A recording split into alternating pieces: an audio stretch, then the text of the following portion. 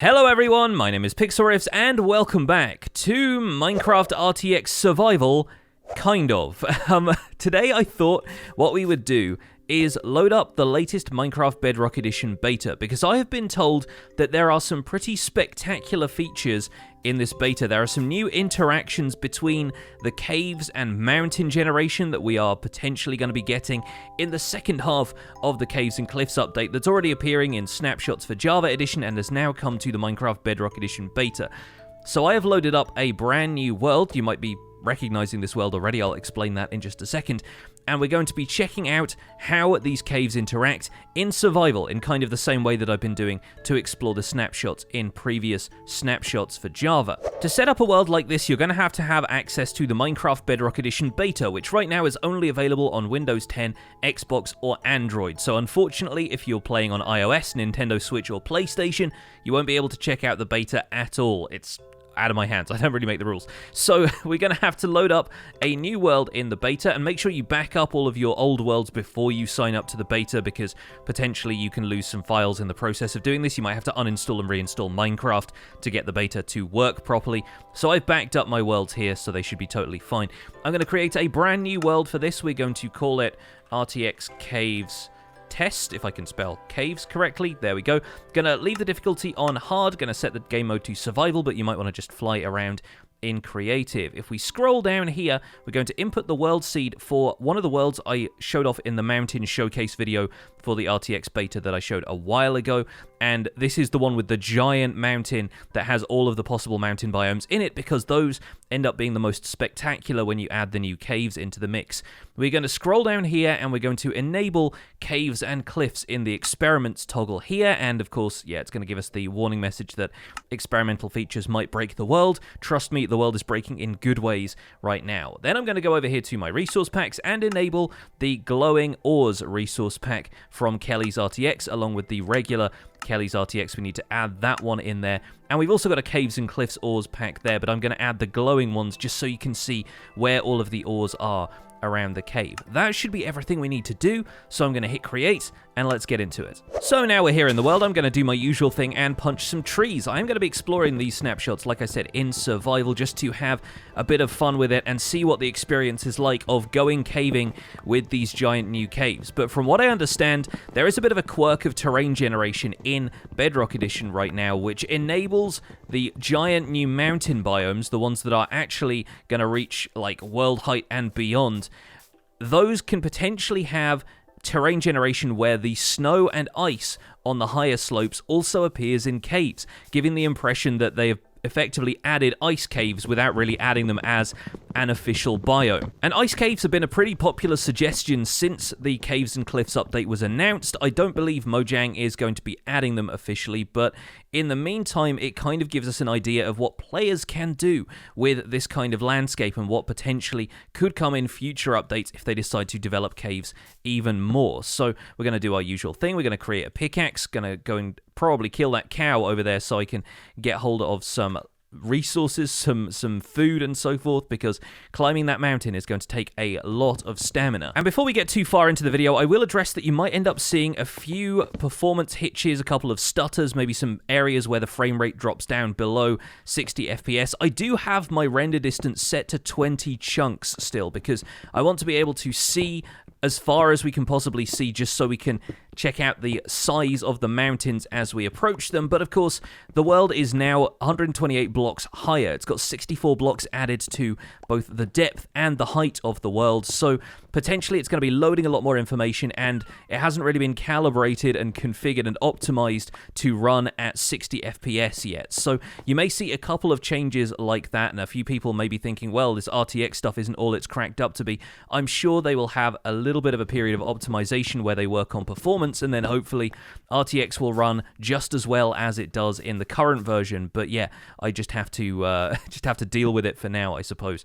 And I also have to deal with the fact that I can't use an axe as the best weapon to start off with, so it may as well be worth me making a sword. Let's go and kill this cow. Alright, I took care of the cow and immediately saw this giant school of fish spawning right here underneath me, so I'm going to try my best to collect a little bit of cod here as well and try not to drown. I am getting a few frame skips when I hop up above the water, I think because of all the reflections of the ice and stuff, so hopefully we should be out of there pretty soon. And yeah, we got enough fish for now that I think we can probably make the trip. Let's just hack away at a couple more of these cod. Oh, we got some bones for that as well. Very nice. And I think that should be enough food. We should also be able to grab a few more, you know, rabbits and cows and stuff like that as we climb the mountain. But this all feels a little bit familiar as a landscape. We definitely used this world as part of the mountain climbing video. And over here in this direction, this was, I believe, a seed that I found via Twitter.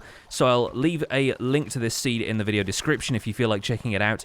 Up there are the high peaks of the mountains, so we should hopefully start to see the summit coming into view once we've rounded the corner here and reached a certain elevation. And already I'm seeing a few changes. This cave here, this kind of like almost cove-like thing is really quite cool. You've got a flower forest starting to take shape here with one of those shafts of light that RTX loves coming down through the ceiling there. That's super cool looking. Let's hop out of the boat here. Let's grab the boat for future use, I suppose, and let's hop on up onto the shore. We just got to grab a couple of blocks here to make sure I can pillar up where I need to, and we're coming out into this flower forest where I can gather a few more supplies for the trip. Now, ore distribution has been changed in these betas, so of course, as we climb the mountain, we're going to be seeing more deposits of coal and emerald. And I don't recall if you start to find iron at higher elevations, but I know for a fact that in order to find iron in the Java snapshots, we had to go pretty low down in the world. So I'm not certain if I'm going to be well armored up to take on these caves, but hopefully we should have an easy enough time of it in a minute. Now, the clouds are actually pretty high at this point. Let's see if we can pop down one of these and at least get ourselves some food on the go so I'm not starving on the climb here. Actually, let's make some charcoal. Let's do this the smart way. But there in the night is my first little look at ores, and I don't know for certain which ones these are. Is this iron ore? It could be. Let me see if I can break this with a stone pickaxe. Oh, that's coal ore. Okay, so it glows in the night. That's the weird thing, and the reason I didn't recognize it at first is because the glowing ores pack does not really give you a great indication of what each of these is until you get up close to it and you're able to mine it. But yeah, it's it's looking awful cloudy up here, isn't it?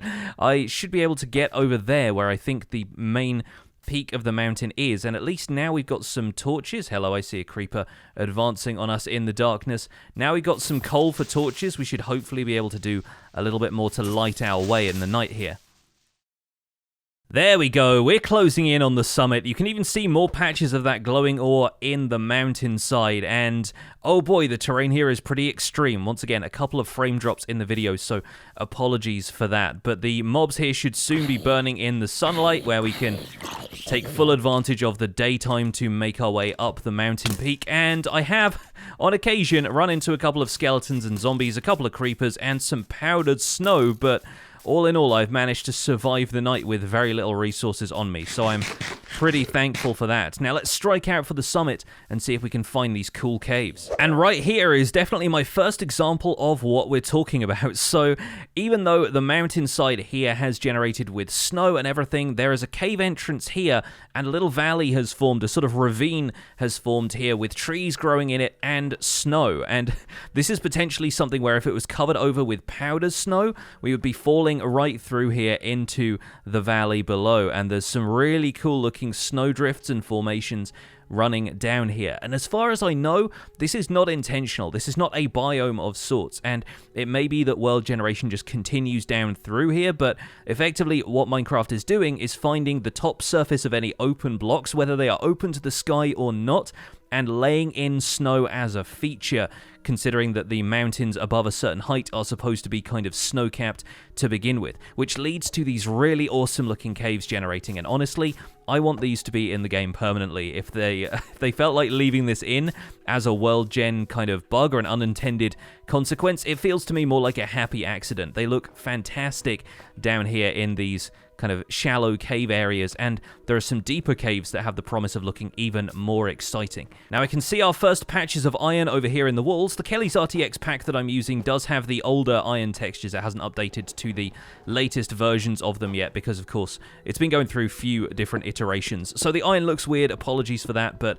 at least we are getting some, and we're not getting the raw iron drops that we have in the Java Edition snapshots yet, but once again, those will probably be added to the Bedrock beta at some point in future. For now, at least, that means I can smelt this into something resembling an iron ingot. I can get myself an iron pickaxe and a shield, and then it will be better equipped to take on some of these caves. In the process of this, I found a pretty good way of testing for powdered snow. This may change before release, but regular snow blocks, when broken with a shovel, break much quicker than powder snow. Powder snow almost feels like silverfish stone used to, where it takes longer to break, and so you can tell that's what it is. As you can see, if I move into this, we start to get that frosty vignette, the field of view creeps in and all of that stuff, and I can't really get up here very easily because there's a giant drift of powdered snow that I have to test for, but it does take a little while to break with the shovel, so it turns out that we have a way to test for that a little bit if we need to. Now we're up here towards the summit. I'm definitely seeing a lot more surface iron though, and this might actually be part of the mining meta in the near future. Find yourself a mountain and you should hopefully have decent reserves of surface iron to dig up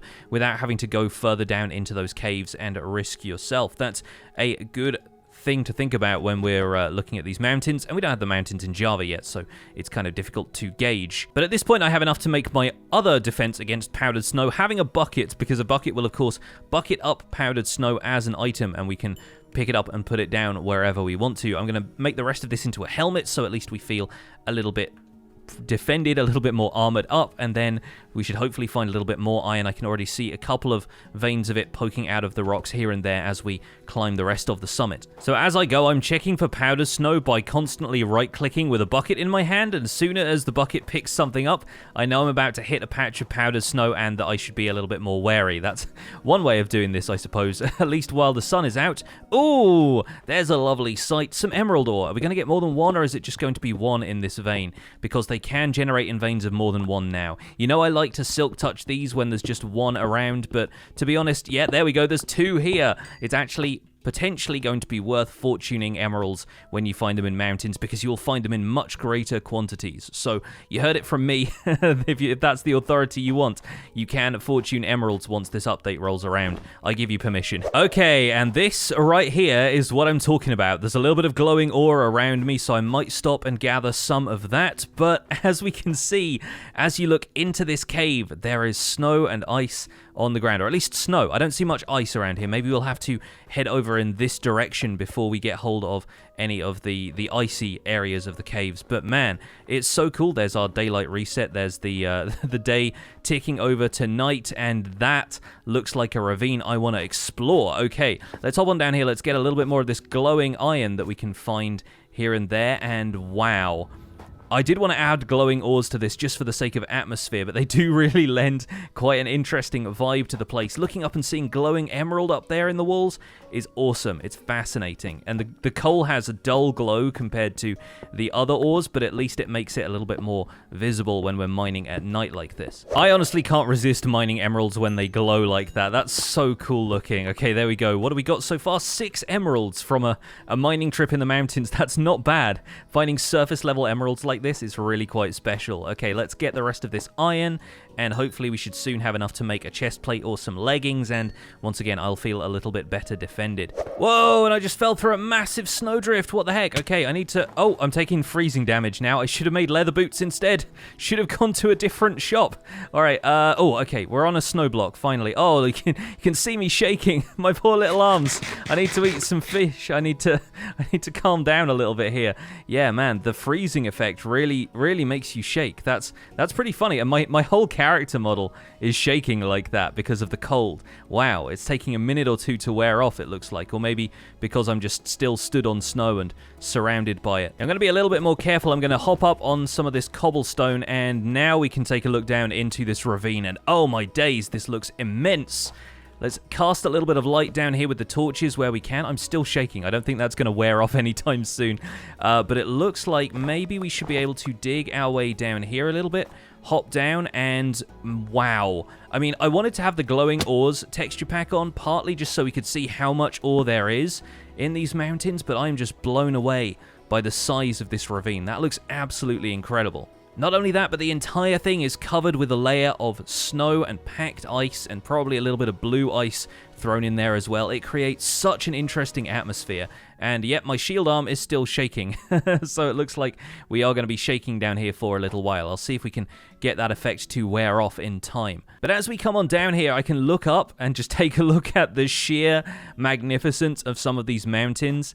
And it's so cool descending into these caves with all of the ice and snow around and looking upwards at a mountain peak from there. I think if they keep these caves in the game like this, they are going to be really quite cool to explore. Even as we get underneath the overhang of this giant roof, the ice and snow continues. It's really, really fascinating seeing all of this happening through natural world gen, and it looks like this is opening out into a larger cave up here, or maybe even a cave system of sorts, so that hopefully if we continue walking through here, we might get to see a little bit more of the caverns that are going to generate under the mountain. But this is fascinating. It's really interesting. Whoa! Once again, we've found ourselves in another massive snowdrift. Let's see if we can get ourselves out of here as quickly as possible before we start to freeze. Oh gosh, powder snow really is going to be like this, isn't it? Well, if you thought I was shaking a lot before, I'm shaking a whole lot more now. But yes, this cave goes further up into the mountain, and we can already see a whole bunch of ores glistening in the walls. Maybe I'll be able to complete my iron set with those, but man, the powder snow is just putting me on edge at this point. And honestly, I can see more people falling for natural powder snow traps if they keep caves like this, because the amount of times I've wandered into them not knowing what the difference is between the two snow blocks has been monumental at this stage. There we go, I managed to shake off the shakes by logging out and logging back in. That's probably the best way to do it right now, but look at the amount of coal around here, look at the emeralds in the walls. I think making them glow was definitely the right choice, and it looks like we have an opening to the surface right there, so it would be possible to walk straight down into this cave system that I've now found myself in from the surface. That's wild. Let's grab all of these emeralds once again. I feel bad not at least fortuning them, if not silk touch, but hey, we'll be able to do a whole bunch of emerald mining. And wow, look at the XP we get from that. That's really quite special. Now you're talking. Now we're starting to get those pillars of rock forming to support the cave roof, and ice and snow forming up around those. That looks incredible. I really want to see more of that. I really want to see a large open expanse of cave with stuff like that. Let's see if we can get over to this iron. I'm going to be testing the floor a little bit just to see if there is any powdered snow around here. Oh, we uncovered some emerald ore, and suddenly it started glowing green. Oh, RTX, you lovely, lovely thing. So let's hop over here. Looks like we should be able to get hold of this iron, and we can get ourselves maybe a chest plate, finally. I think the weirdest thing is I'm not finding a whole lot of mobs here. There aren't really any hostile mobs in this cave at all, and I think it may be just on account of how deep the world is now. A lot of them may have generated in the lower regions of the world, but I would expect, depending on what my render distance is, of course, I would expect some mobs to despawn down there and spawn up here, given how high up we are in the world.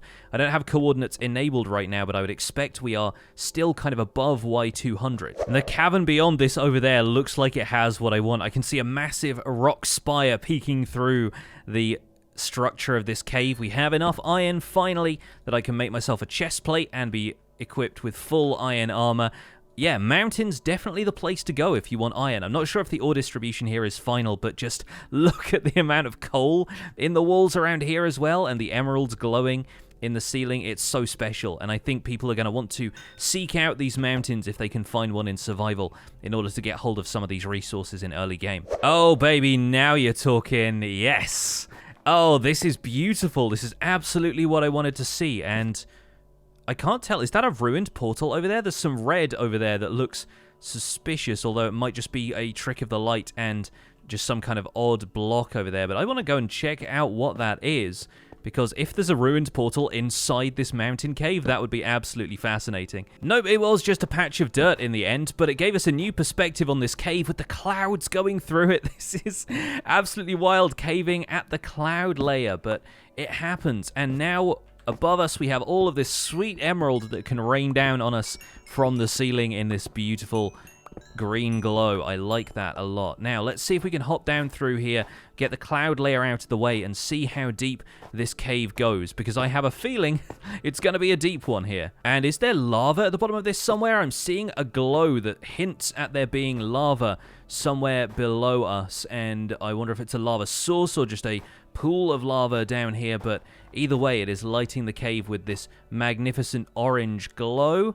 And it looks like it's coming from over there. Yes, we have a lava source over there in the walls. Okay, let me see if I can get around the side here. Oh, no, we're in powder snow again. Of course we are. Let me see if I can hop over here and... Oh, that right there, my friends, is beautiful. Just look at the way the cave is being lit by that lava source, and all of the ice and everything reflecting that, the pillars supporting the cave roof. I mean, barely supporting it. These toothpick pillars always look so comical, but man, this is a wonderland of a landscape. Let's hop on down here and see what else this cave has in store for us. Now, that alone is desktop wallpaper worthy, isn't it? Imagine Minecraft generating landscapes like this. It's truly phenomenal, and I love that lava source over there in the walls. Just one lava source doing all of that in Minecraft RTX is so great. So we've ridden a water source down here. There's actually a water source right at the bottom of this cave, so we can ride this down here and actually skate on the surface of the water to avoid more of those powder snow traps. But it looks like it goes down even further. So this is a cave system that we've now managed to explore from basically the top of the world, the highest point that it could generate landscape, and it goes even further down from there. So we can even hop on through this cave and explore into regions that might lead to the bottom of the world from here. And that is the power of caves in this update. It's really, really special. Notice as well that the snow has still made it all the way down here from the peak of the mountain. So whatever terrain generation stuff it's doing at the top of the mountain is applying as we go down through the levels of this cave, and it doesn't seem to be hindered by elevation.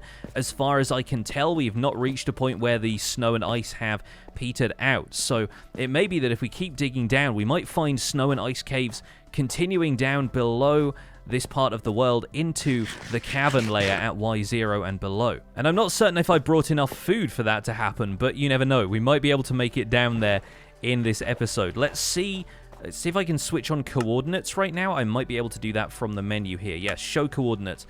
We're at Y72, and there are still all of these snow and ice formations in the caves. So I guess it turns out we were a little bit lower down initially than I thought. But this cave is just glorious. The light source from that lava painting the walls with that beautiful orange glow, and I'm going to stick to the ice and the water here where I can to try and avoid more powder snow traps, but it looks like we might be able to go a little bit further down by investigating in this direction. Or maybe we'll have to make it over that ridge, because it looks like that just kind of drops off into a lake down here. And the cool thing is, aquifers could actually freeze over in ice caves, which I think is one of the things that makes them the perfect candidate for including in world generation more deliberately in future, because these natural formations of water could, you know, be a combination of ice around the edges like a frozen river, and then some water blocks in the middle, allowing players to dive on through and risk not being able to resurface. I think that adds another fun element of danger to caves like this that could be really fun to explore in future. But as it is right now, of course, I'm in more powdered snow. The powdered snow is the bane of my life in this episode.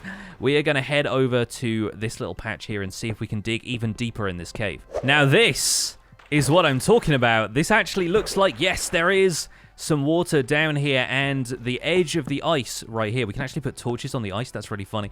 The edges of the ice do leave a patch here of water. Once again, I'm shaking because of having been in a little patch of powdered snow. But yeah, there are holes in the ice here where we could potentially swim on down. This right here is what I'm talking about. This is some beautiful terrain gen right here. And apparently the entire thing is surrounded by powder snow, because I really can't get out of powder snow all the way around here. Look at this though. That's so great. And honestly, I would love it if they kept stuff like this in. We are now down at sea level in the mountain, and we could potentially swim further down into the depths of caves like this. There are so many different angles to explore here, and I honestly think the RTX is holding up really well. It is a little bit dark in here, obviously, and areas like that cave back there with the lava source flowing from the walls really tend to light up areas like this in spectacular ways that we don't necessarily have a huge amount of access to in the early game. Not until we get hold of sea lanterns and some better light emitting blocks would we really make a dent in how awesome in size these areas are. But looking up and seeing clouds in a cave is such a fascinating experience, and honestly, the ice and snow in this area make this experience so much more special. If only I'd got hold of some leather boots before I came down here. But folks, I think that's probably where we're going to wrap things up for this RTX episode. It's been really fun